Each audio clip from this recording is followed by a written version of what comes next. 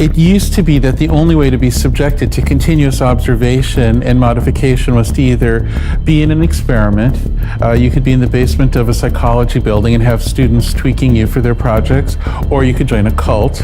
I mean, this has been done before, and often the people who are in these situations do not realize it's happening to them. In fact, the whole point is that it's sneaky. It's a mechanical approach to manipulating people. Consumer internet businesses are about exploiting psychology. We want to psychologically figure out how to manipulate you as fast as possible and then give you back that dopamine hit. We did that brilliantly at Facebook. Instagram has done it, WhatsApp has done it, Snapchat has done it, Twitter has done it.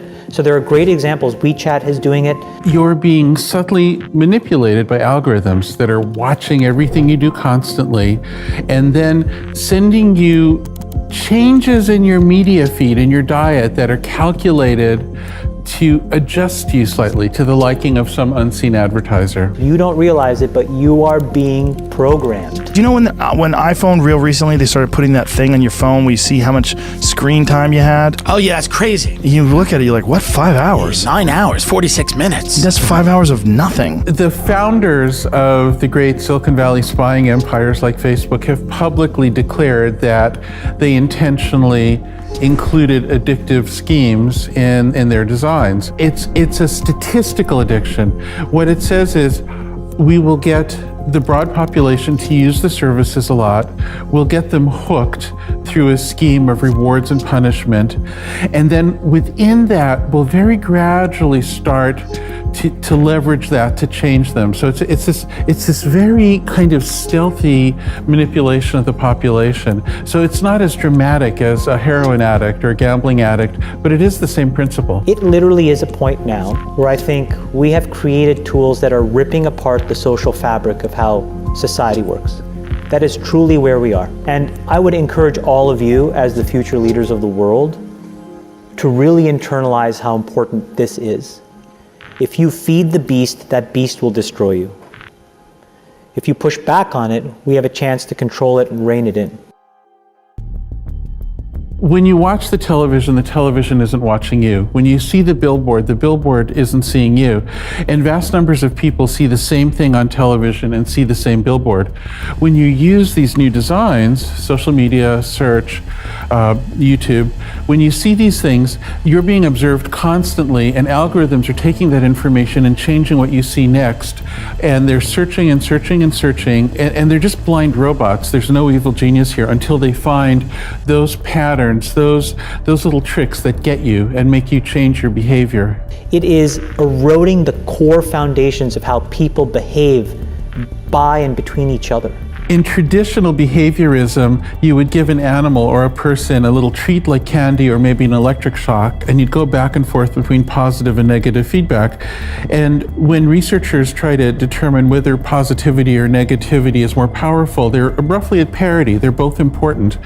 But the difference with social media is that the algorithms that are following you respond very quickly. They're looking for the quick responses. And the negative responses, like getting startled or scared or irritated or angry, tend to rise faster than the positive responses, like building trust or feeling good. Those things rise more slowly. So the algorithms naturally catch the negativity and amplify it and introduce negative people to each other in all of this. And so what this does is it means that the algorithms discover there's more engagement possible, say by promoting ISIS and promoting the Arab Spring, and so ISIS gets more mileage, or promoting then Black Lives Matter.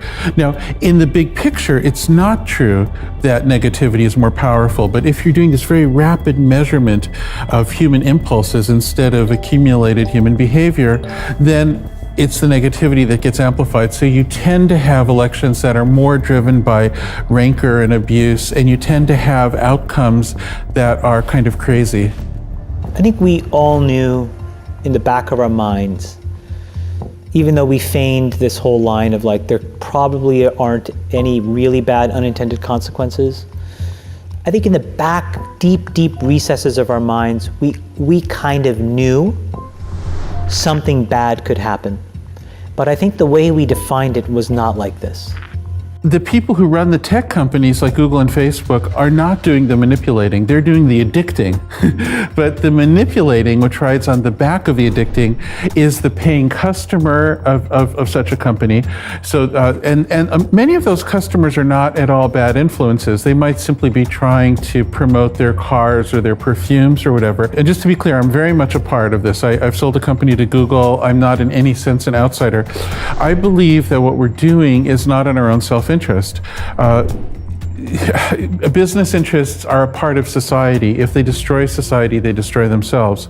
So I don't think we're being evil so much as we're being stupid. It is a point in time where people need to hard break from some of these tools and the things that you rely on. The short-term dopamine-driven feedback loops that we have created are destroying how society works. No civil discourse, no cooperation, misinformation, mistruth. And it's not an American problem. This is not about Russian ads. This is a global problem. And I don't have a good solution. My solution is I just don't use these tools anymore. I haven't for years. It's created huge tension with my friends, huge tensions in my social circles.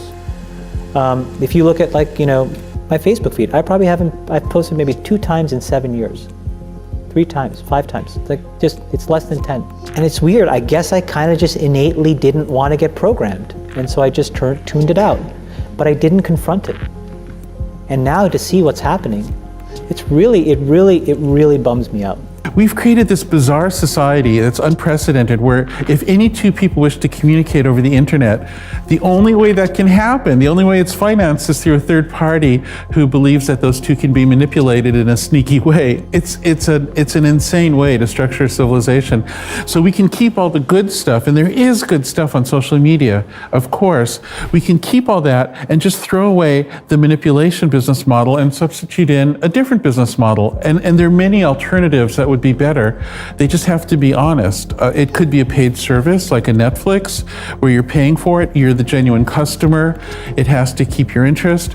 It could be like a public library. It could become a public thing that isn't commercial at all. That's an option.